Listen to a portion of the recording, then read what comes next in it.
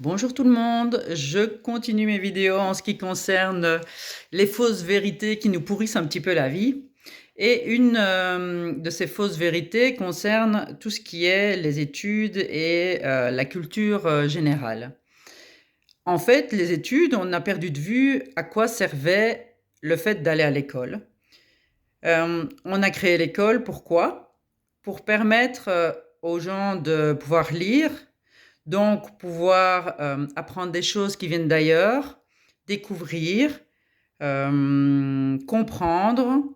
Et on a créé le calcul, par exemple, pour pouvoir gérer ce qu'on possédait dans le sens de la nourriture, gérer son alimentation, gérer d'autres choses. Et ça, c'est la base pour démarrer une découverte. Et la lecture, en fait, dans ce contexte de découvrir diverses choses, était là pour pouvoir s'épanouir et pas pour devenir une dictature de tu es intelligent, tu n'es pas intelligent. Et donc l'école, à l'heure actuelle, en fait, elle enferme les élèves dans des choses qu'ils doivent apprendre par cœur, c'est ça et c'est pas autre chose, alors que leurs aspirations peuvent être tout autres. Et quand un élève bloque sur un thème, le devoir de l'école devrait être dit, ok, ça va, c'est pas ton truc, toi tu es sur autre chose, on va te proposer un autre panel de découvertes. Je vais vous donner un exemple. À la base, je suis nulle en maths. Tout ce qui est informatique, comme les vidéos que je vous fais à l'heure actuelle, je me suis fait un peu violence parce que c'est pas naturel. J'aime parler devant les gens, mais c'est pas naturel ici dans cette vidéo. Enfin, si c'est naturel, je vous parle, mais enfin voilà, c'est pas spontané, on va dire. Et donc, j'avais besoin de faire mon site web. Je me dis, ok, je vais essayer de trouver quelqu'un, mais vous savez, les tarifs sont quand même assez élevés. Et on me dit, tiens, une telle personne fait des cours, non, donne un cours pour faire son site vidéo, son site internet en un jour. Je me dis, ok, j'ai pas trop le choix, je vais y aller, mais c'était très dur et très compliqué pour moi parce que j'avais une idée vraiment fausse de ce que ça pouvait être. Et j'ai rencontré une personne merveilleuse qui s'appelle Raphaël. Et Raphaël, je vous donnerai ses coordonnées si jamais vous avez besoin et s'il est OK. Raphaël, en fait, nous a permis, à moi et à d'autres, de faire mon propre site web. Vous pourrez aller voir comment vous le trouvez. Donc, je l'ai fait moi-même. J'ai la possibilité de le modifier moi-même. Donc, c'est vachement plus abordable que passer par un professionnel. Quand on a les moyens de passer par un professionnel, il faut le faire. Mais c'est des sommes tellement importantes que quand vous changez la moindre chose, il faut chaque fois payer. Ce n'est pas donné à tout le monde. Et en fait, je me suis éclatée à faire ce site web. Franchement, je me suis éclatée. Et donc, c'est une preuve supplémentaire que avoir l'opportunité de découvrir des choses, vous faut comprendre que tout compte fait, c'est sympa. Mais si on ne vous les fait pas découvrir, vous êtes enfermé dans des choses qui ne vous plaisent pas et vous vous sentez mal et vous vous sentez bête. Et ça, c'est bien dommage. Et ça, c'est la partie étudiante. Mais vous avez la frustration aussi des professeurs. Il y a énormément de professeurs qui se sentent mal parce que ils doivent donner les cours d'une certaine façon. Eux sentent parfaitement que les élèves seraient bien plus épanouis s'ils avaient plus d'opportunités, plus de fenêtres, parfois dans le même cours.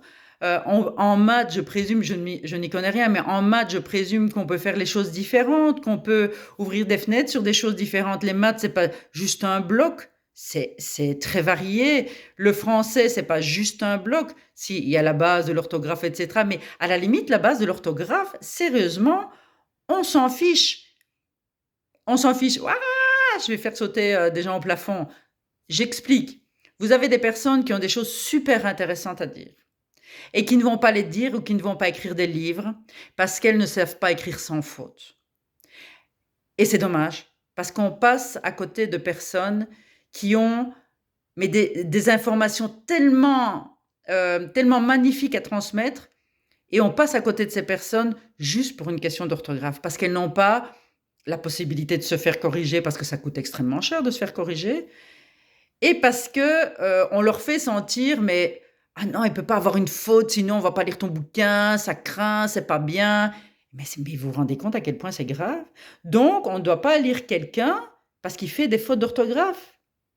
Mais plutôt que de pointer du doigt ces personnes, je peux comprendre que avoir un texte dans lequel il n'y a pas de faute, ça rend la lecture fluide. Surtout que les livres peuvent être lus par des étrangers, et donc s'il y a des fautes d'orthographe, vu qu'ils ont appris, par exemple, le français, ben oui, le français du coup, ils ont appris le français d'une certaine façon, s'il y a des fautes d'orthographe, ils n'arriveront pas à lire le livre, parce que ça va être trop compliqué pour eux.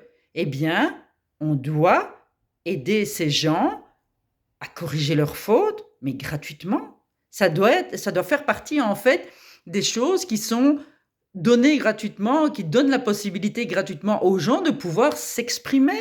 Parce qu'on passe à côté de pépites.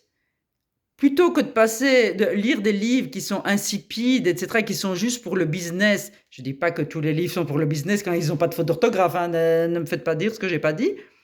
Mais vous vous rendez compte de la gravité de la chose. C'est juste pas possible, cette situation-là.